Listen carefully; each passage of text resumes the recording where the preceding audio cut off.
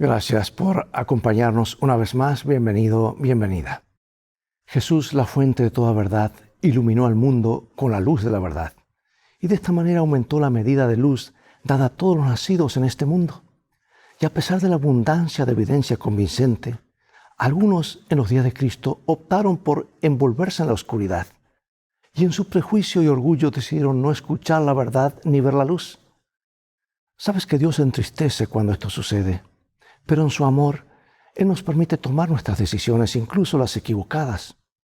Y en esta lección resaltaremos el testimonio de algunos testigos presenciales de Jesús, como Juan el Bautista y sus dos discípulos, a saber, Andrés y Juan.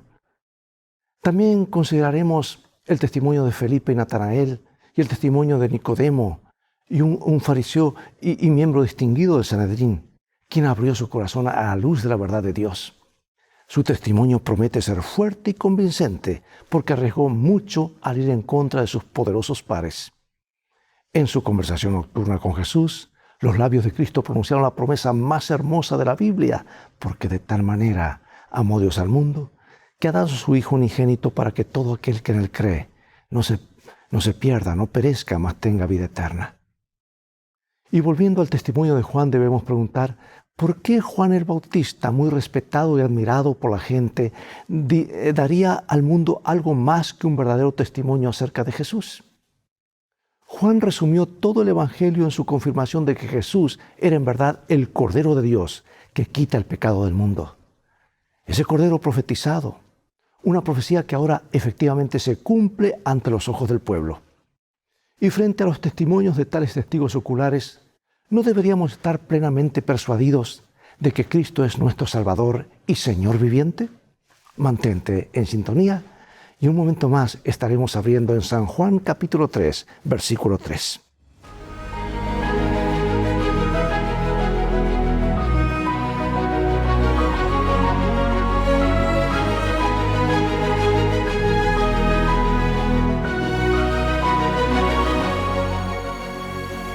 Nuestro versículo central está en San Juan 3:3, como dijimos, y dice: respondió Jesús y les dijo: de cierto te digo que el que no naciere de nuevo no puede ver el reino de Dios.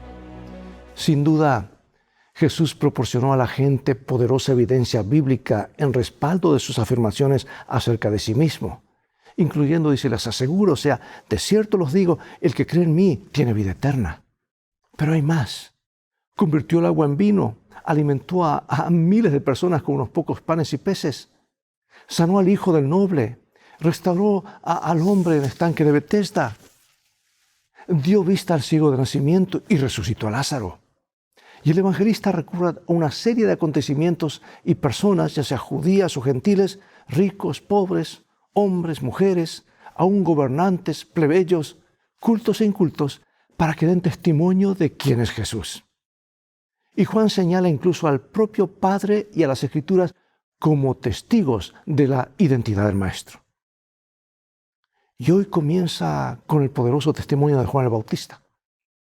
También aparecen en escena otros testigos que son Andrés, Simón, Pedro, Felipe, Natanael y un testigo inesperado, el fariseo Nicodemo.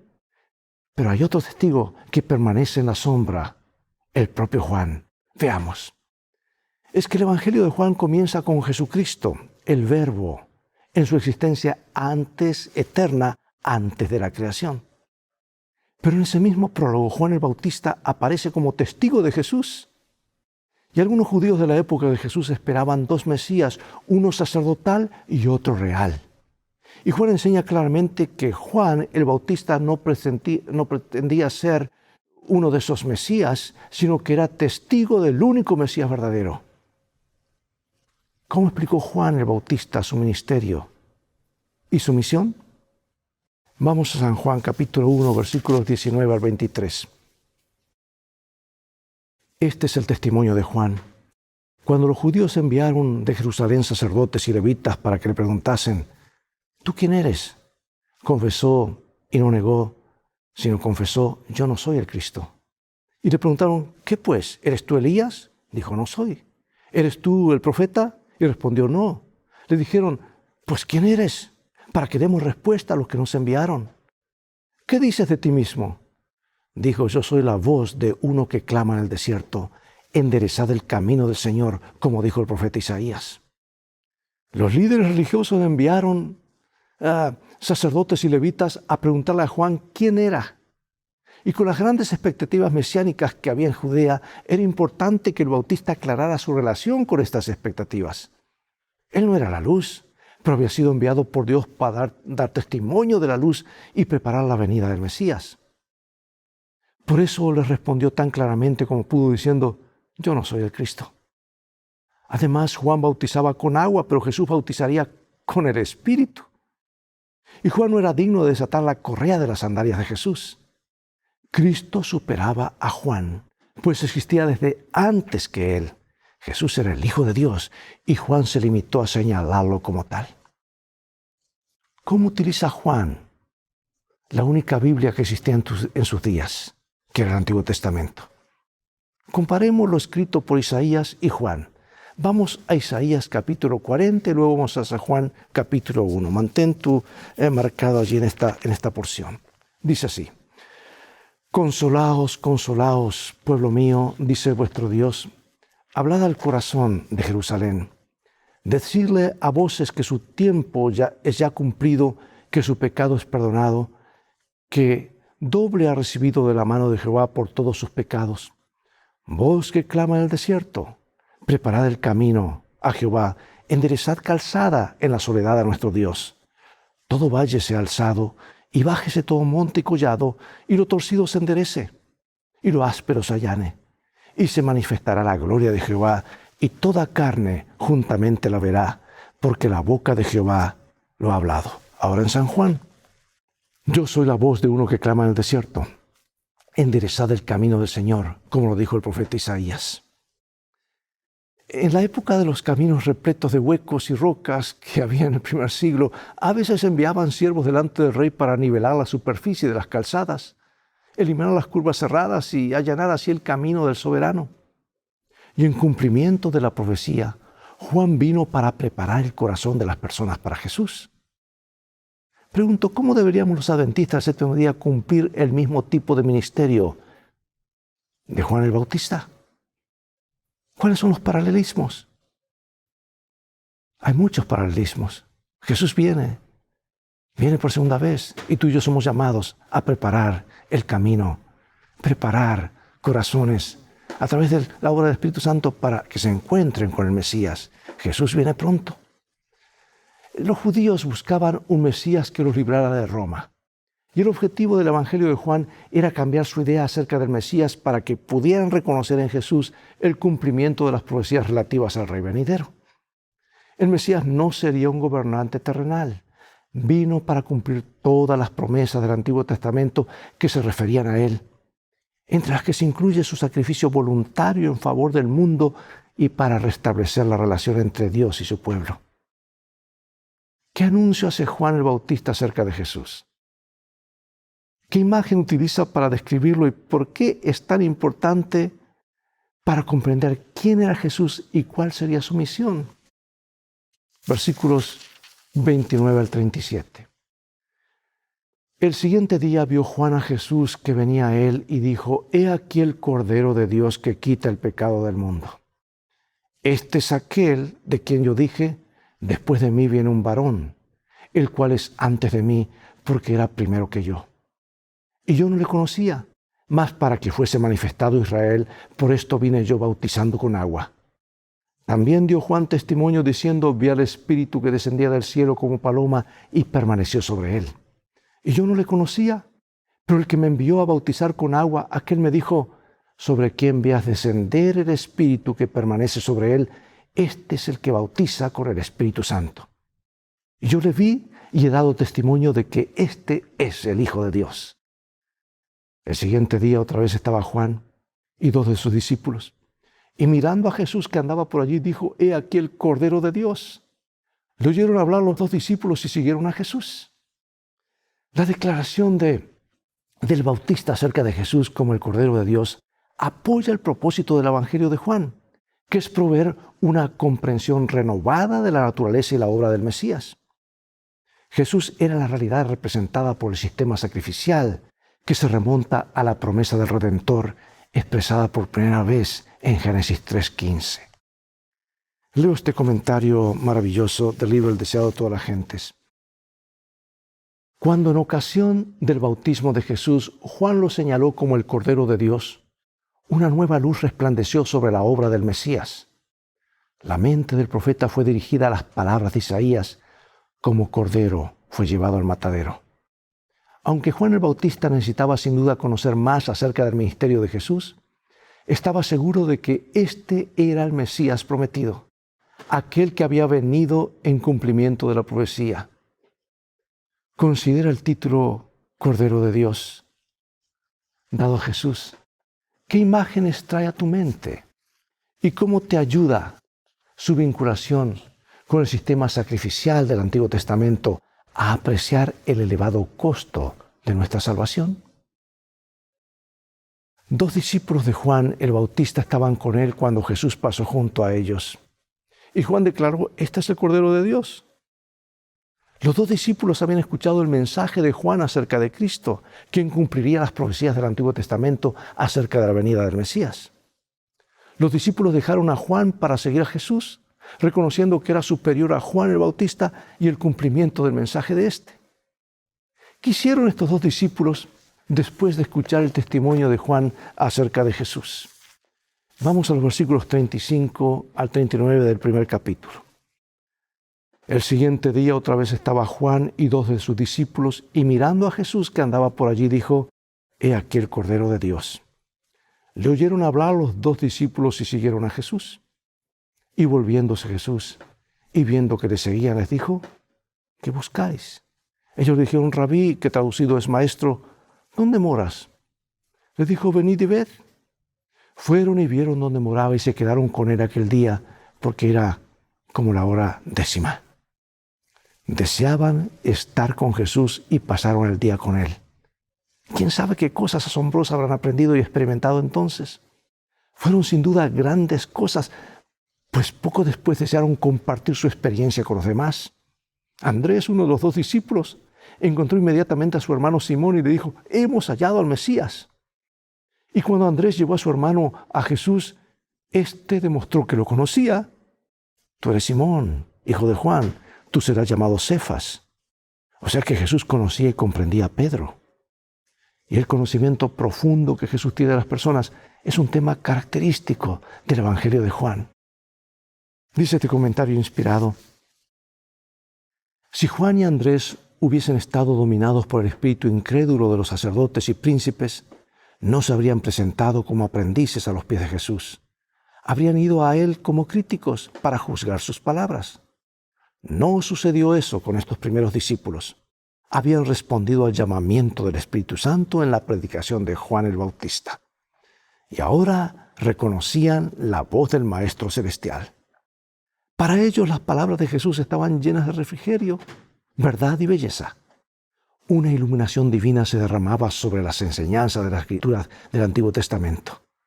Los multifacéticos temas de la verdad se destacaban con una nueva luz. Hermanos, el gran énfasis del Evangelio de Juan es destacar quién es Jesús, a fin de que esta buena noticia pueda ser compartida con el mundo. Pregunto, ¿cómo ha sido transformada tu vida por Cristo y por tu fe en Él? ¿Qué otros cambios quisieras experimentar?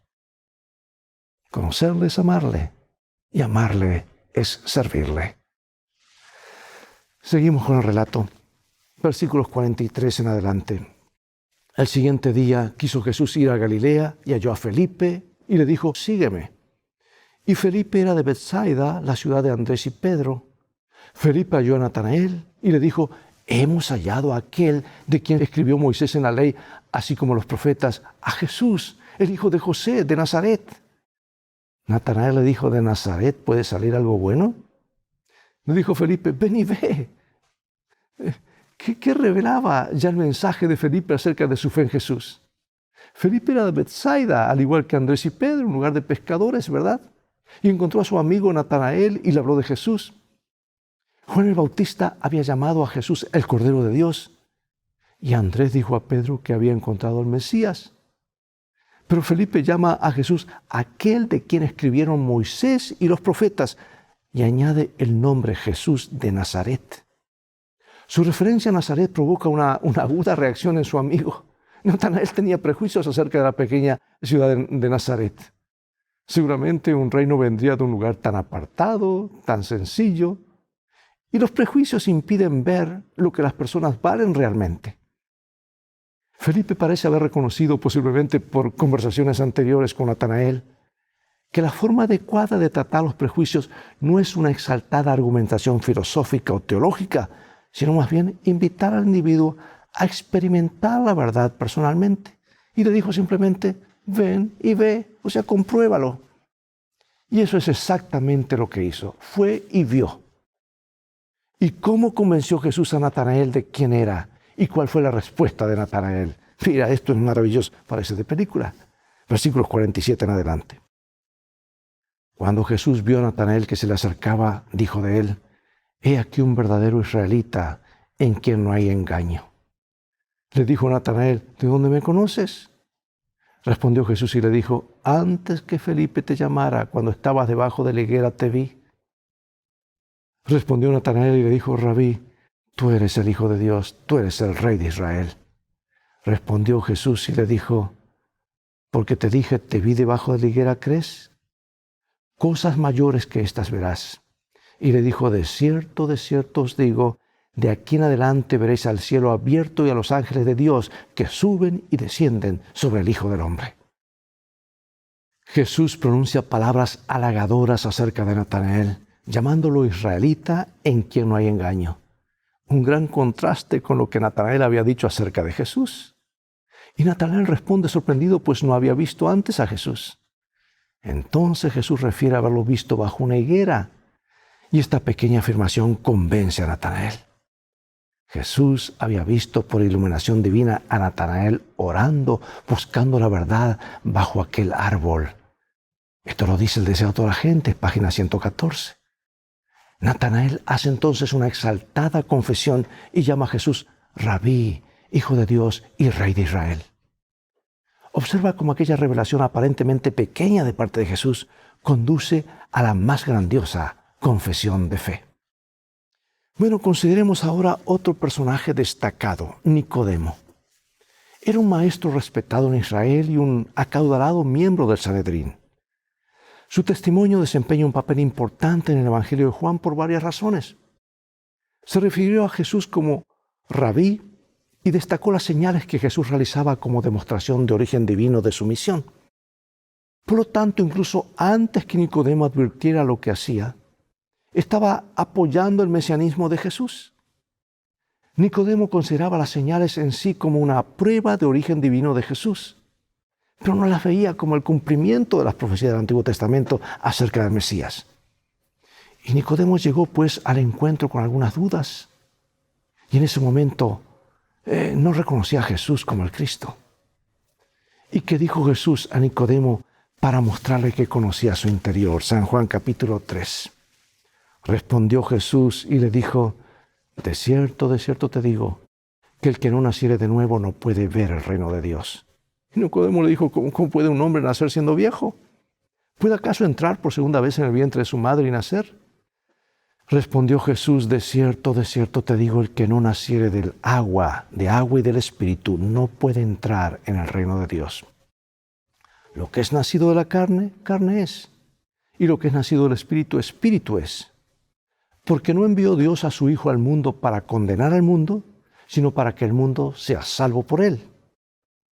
El que en él cree no es condenado, pero el que no cree ya ha sido condenado porque no ha creído en el nombre del unigénito Hijo de Dios. Y esta es la condenación, que la luz vino al mundo y los hombres amaron más las tinieblas que la luz, porque sus obras eran malas.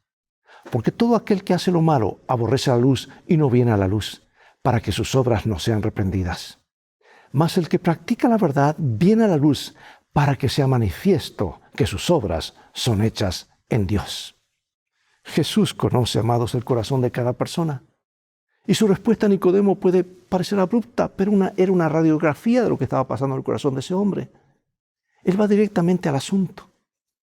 Y aunque los judíos creían que los gentiles necesitaban convertirse, muchos no entendían que ellos, los integrantes del pueblo elegido, también necesitaban una experiencia de conversión. Daban por sentado que ya eran salvos por ser parte del pueblo de Dios. ¿Sabes que nadie nace salvo, independientemente de su nacionalidad o de su iglesia en la que haya crecido? No cabe duda de que la maravillosa herencia de los judíos, que se remontaba a Abraham, les ofrecía muchas ventajas, pero eso no era en sí mismo suficiente. Jesús dijo a Nicodemo lo impensable, que él, un maestro y dirigente de Israel, debía nacer de nuevo y de lo alto. Y Jesús confrontó seguidamente a Nicodemo con su ignorancia espiritual. ¿Tú eres maestro de Israel y no lo sabes? ¿Cómo es posible que tú, maestro exaltado, no sepas esto? La reprimenda con amor fue sin duda impactante. Y a pesar de las dudas que Nicodemo tenía entonces con respecto a Jesús, más tarde se puso de su parte junto a los seguidores del Maestro. Yo pregunto, amados, ¿qué significa nacer de nuevo? ¿Y por qué Jesús hace tanto hincapié en ello? Yo he escuchado a muchos decir, yo vengo de tercera, cuarta, quinta, sexta generación de adventistas. Hermanos, ¿qué nos garantiza eso? La salvación es individual. Nadie nace salvo. Viene solamente por nacer de nuevo, en forma individual, al Espíritu Santo que nos llama para seguir a Jesús. Y ahora, para concluir, Nicodemo escudriñó las Escrituras de una manera nueva, no para discutir una teoría, sino para recibir vida para el alma. Y empezó a ver el reino de los cielos cuando se sometió a la dirección del Espíritu Santo. Y así ocurre contigo, y así ocurre conmigo. Finalizo antes de orar con esta cita hermosa e inspirada. Y nos dice así: por medio de la fe recibimos la gracia de Dios, pero la fe no es nuestro Salvador. No nos gana nada. Es la mano por la cual nos asimos de Cristo y nos apropiamos sus méritos.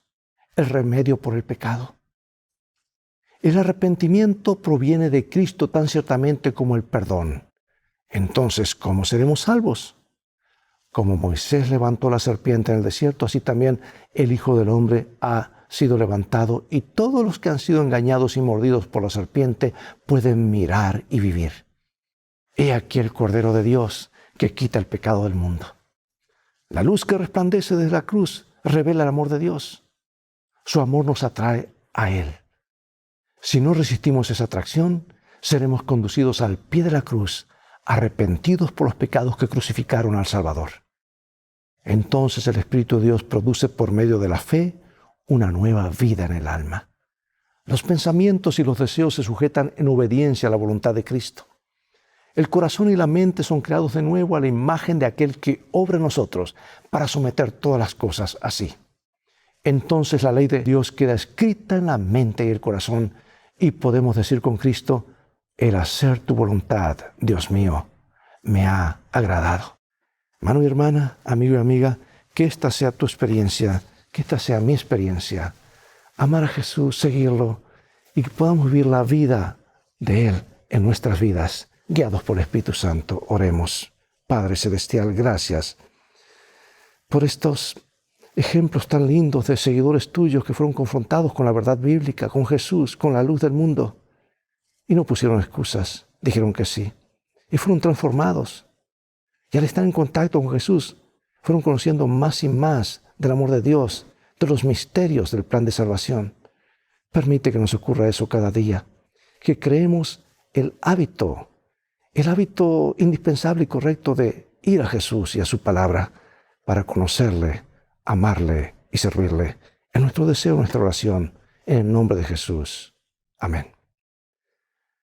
Bien, amados, es todo el tiempo que tenemos por hoy. Llegó el momento de despedirnos. Será hasta el próximo programa de la serie Lecciones de Vida. Estamos estudiando el libro de San Juan, o el Evangelio de San Juan. Invita a otros a sintonizar este canal y transfórmate tú mismo en un canal de bendiciones. Que Dios te bendiga y recuerda, tú vales mucho para Jesús. Él te ama más de lo que puedes imaginar. Y en este viaje de la vida, las cosas van a terminar bien si hacemos de la Biblia nuestro GPS y a Jesús como nuestro guía. Maranata.